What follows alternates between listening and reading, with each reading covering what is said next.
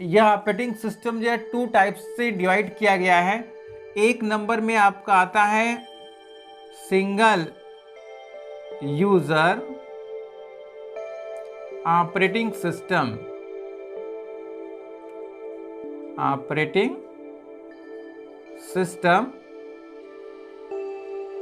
और second number में आ जाएगा multi user operating system, multi user operating. नमस्कार, एक बार फिर आप सभी का स्वागत है आपके अपने YouTube चैनल संदेश इंस्टीट्यूट में, और मैं हूं सर्वेश श्रीवास्तव।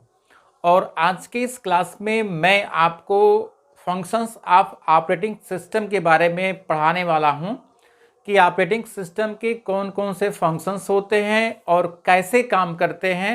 आज के इस वीडियो में जो है आप सीखने वाले हैं। सो चलिए हम क्लास को आगे बढ़ाते हैं।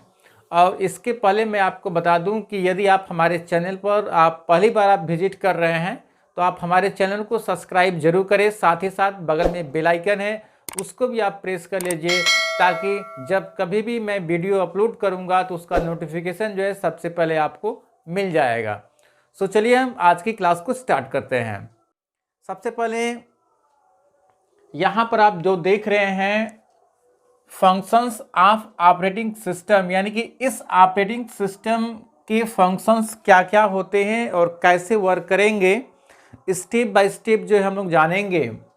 इसके पहले मैं आपको ऑपरेटिंग सिस्टम के बारे में शॉर्टली में आपको बता दूं कि ऑपरेटिंग सिस्टम होता क्या है। ऑपरेटिंग सिस्टम मीन्स जब कंप्यूटर का ऑपरेटिंग सिस्टम एक बहुत ही इम्पोर्टेंट सॉफ्टवेयर होता है। जब आप कभी भी कंप्यूटर को जब आप स्टार्ट करते हैं तो वह ऑपरेटिंग सिस्टम के माध्यम से ही आपका वो कंप्यूटर आपका स्टार्ट होता है। यानी कि आप कह सकते हैं कि यदि आपके कंप्यूटर में ऑपरेटिंग सिस्टम नहीं रहेगा तब तक आपका जो कंप्यूटर होगा वो डेड कंडीशन में होगा। मतलब कि जब तक आपके कंप्यूटर में ऑपरेटिंग सिस्टम नहीं रहेगा तब तक कंप्यूटर आपका स्टार्ट भी नहीं होगा। यानी कि वो क्या करता है कि वो कंप्यूटर को ऑपरेट करता है, वो कंप्यूटर को चलाने का काम करता है ऑपरेटिंग सिस्टम जो है। यह ऑपरेटिंग सिस्टम जो है कंप्यूटर हार्डवेयर और सॉफ्टवेयर को जो रन कराता है। यानी कि हार्डवेयर और सॉफ्टवेयर जो होता है ये दोनों का एक कंबाइंड होगा, जिसके माध्यम से जो है वह ऑपरेटिंग सिस्टम को जो है वो ऑपरेट करने का जो है वो काम करता है। और इस ऑपरेटिंग सिस्टम में यहां पर देख रहे हैं कि यह ऑपरेटिंग सिस्टम को जो है मुख्य रूप से 2 टाइप्स में डिवाइड किया गया है। एक सिंगल यूजर ऑपरेटिंग सिस्टम होता है, एक मल्टी यूजर ऑपरेटिंग सिस्टम होता है, जो कि मैंने आपको बताया कि यह ऑपरेटिंग सिस्टम एक इम्पोर्टेंट ऑपरेटर सिस्टम होता है जो कंप्यूटर को ऑपरेट करता है, कंप्यूटर को चलाने का काम करता है। तो इस सिंगल यूजर ऑपरेटिंग सिस्टम को हम लोग शॉर्ट में हम लोग डास बोलते हैं, DOS, और मल्टी यूजर ऑपरेटिंग सिस्टम को हम लोग जो है विंडोज बोलते हैं। ठीक है, तो ये करेंट टाइम में हम लोग जो है मल्टी यूजर ऑपरेटिंग सिस्टम पर काम कर रहे हैं, अर्थात हम लोग जो है विंडोज ऑपरेटिंग सिस्टम में काम कर रहे हैं। ठीक है, और ये जो सिंगल यूजर ऑपरेटिंग सिस्टम होता है, ये जो डास होता है, डास का पूरा नाम डिस्क ऑपरेटिंग सिस्टम होता है। इस सिंगल यूजर ऑपरेटिंग सिस्टम में जो है हम लोग इंटरनेट हम वो यूज नहीं कर पाएंगे। सिंगल यूजर ऑपरेटिंग सिस्टम में पहले इसको यूज किया जाता था, जबकि करंट टाइम में हम लोग जो है मल्टी यूजर ऑपरेटिंग सिस्टम का हम लोग यूज कर रहे हैं, अर्थात विंडोज का हम लोग यूज कर रहे हैं। ठीक है, तो ऑपरेटिंग सिस्टम का कंसेप्ट क्लियर हो गया होगा। अब हम चलते हैं फंक्शंस के बारे में, जो है ऑपरेटिंग सिस्टम के फंक्शंस के बारे में डिस्कस करेंगे। सबसे पहला पॉइंट आप देख रहे हैं प्रोसेसर मैनेजमेंट होता है। यानी कि ऑपरेटिंग सिस्टम में पहला पॉइंट होता है प्रोसेसर। प्रोसेसर का मतलब क्या होगा कि जब कंप्यूटर में जब आप कोई भी जब कमांड आप उसको देते हैं वर्क करने के लिए, तो वो क्या करता है, वो प्रोसेस करता है। ठीक है, वो प्रोसेस करता है। और कंप्यूटर में आप देखे हैं कि जो प्रोसेसर जो लगा होता है वो कंप्यूटर को प्रोसेस कराता है। यानी कि जो भी आप वर्क करते हैं, जब भी कभी भी जब कमांड आप देते हैं तो वो प्रोसेस करता है। प्रोसेस करने के बाद ही आपको जो है वो रिजल्ट प्रदान करता है। ठीक है, तो वो प्रोसेसर के हेल्प से, जब तक वो प्रोसेसर जो होता है, यदि प्रोसेसर सही प्रॉपर रूप से यदि काम नहीं करता है तो यह ऑपरेटिंग सिस्टम क्या करता है कि तुरंत वो आपको जो मैसेज तुरंत आपको प्रोवाइड कर देगा कि यह प्रोसेसर जो है, प्रोसेसर में कोई जो है प्रॉब्लम यदि क्रिएट हो रहा है तो आपको जो है मैसेज के थ्रू आपको जो है जानकारी मिल जाती है, जो कि प्रोसेसर मैनेजमेंट जो होता है यानी कि कंप्यूटर के प्रोसेस को मैनेज करता है, कंप्यूटर के प्रोसेस को मैनेज करता है। अर्थात जब आप कमांड प्रोवाइड करेंगे, कमांड जब देंगे तो प्रोसेस करेगा, प्रोसेस करने के बाद आपको जो आंसर्स वहां पर आपको मिल जाएगा।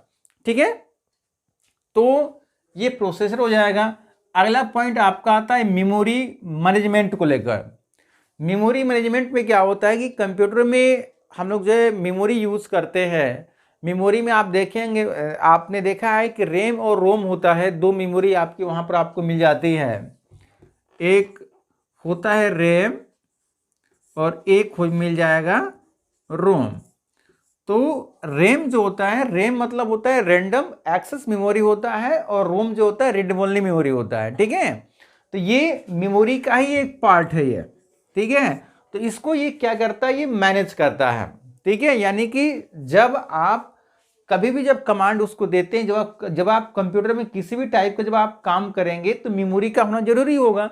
जब तक मेमोरी नहीं रहेगा तब तक कोई रिस्पांस ही नहीं करेगा जो है। जब आप कोई भी उससे क्वेश्चन यदि आप क्रिएट करते हैं तो उसके पास तो मेमोरी नहीं रहेगा, तो किसी भी टाइप का वो आंसर्स आपको नहीं दे पाएगा, वो आपके इनपुट को ही एक्सेप्ट नहीं करेगा। जब आप उसको इनपुट देते हैं तो वो ये आपके इनपुट को ही एक्सेप्ट नहीं करेगा, क्योंकि आपने मेमोरी उसके कंप्यूटर में नहीं रहेगा तो एक्सेप्ट नहीं करेगा। तो मेमोरी को ही क्या करता है, मैनेज करता है। आपके कंप्यूटर में मेमोरी होना बहुत ही इंपॉर्टेंट है। वो मेमोरी आपके रैम और रोम के रूप में आपको मिल जाएगा, रैंडम एक्सेस मेमोरी और रीड ओनली मेमोरी को। इसको ये क्या करता है, आपको मैनेज करने का काम करता है। फिर अगला पॉइंट होता है आपका डिवाइस मैनेजमेंट को आपको। ठीक है, डिवाइस मैनेजमेंट में दो टाइप से आपके डिवाइस मिल जाएंगे। एक आपको मिल जाएगा इनपुट डिवाइस, इनपुट, और एक मिल जाएगा आउटपुट डिवाइस।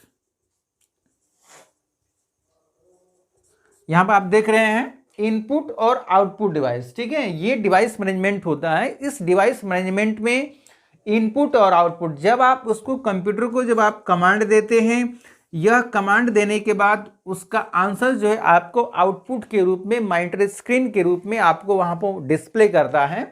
तो ये इनपुट हो जाएगा, ये आउटपुट हो जाएगा। तो ये डिवाइस मैनेजमेंट को मैनेज करता है, यानी कि इनपुट और आउटपुट को जब आप कमांड देते हैं और कमांड देने के बाद जब उसका आंसर जब आपको मिलता है तो ये दोनों को क्या करता है, आपका ये मैनेज करता है।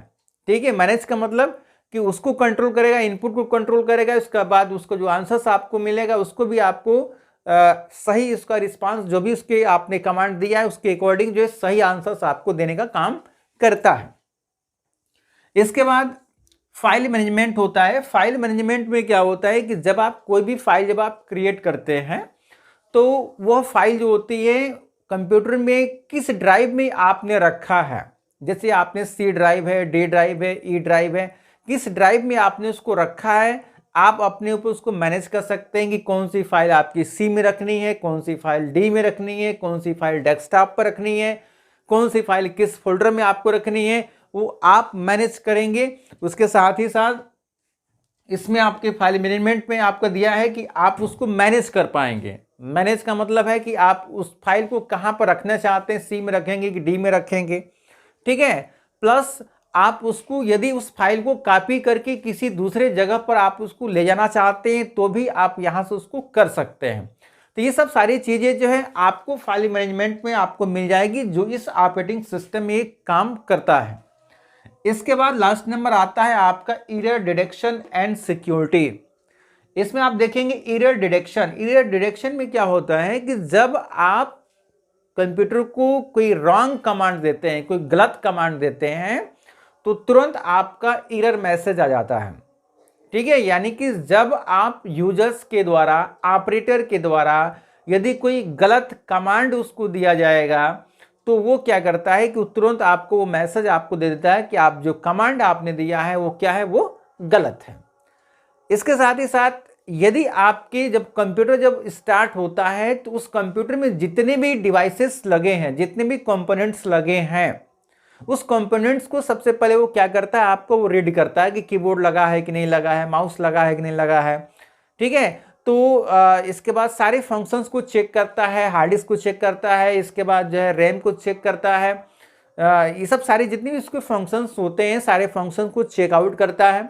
यदि उसमें से यदि कोई फंक्शन काम नहीं करता है तो वो क्या करता है कि एरर डिटेक्शन के द्वारा जो है आपको मैसेज आपको प्रोवाइड करेगा।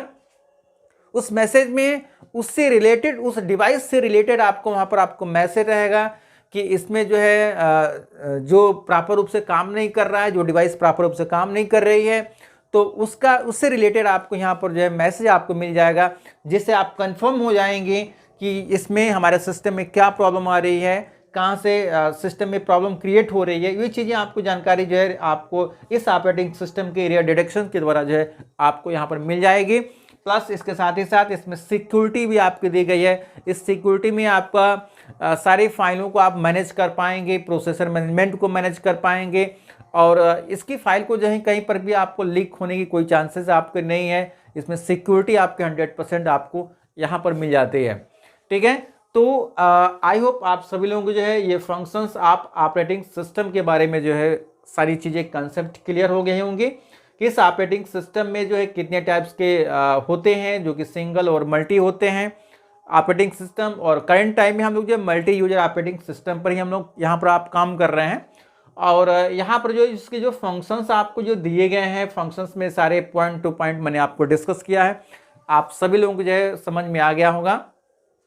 और यदि कोई कन्फ्यूजन यदि आपको होता है तो आप कमेंट सेक्शन में आप वहाँ से कमेंट कर सकते हैं। और चलिए किसी और दूसरे वीडियो में आप सभी से मिलते हैं, तब तक के लिए जय हिंद।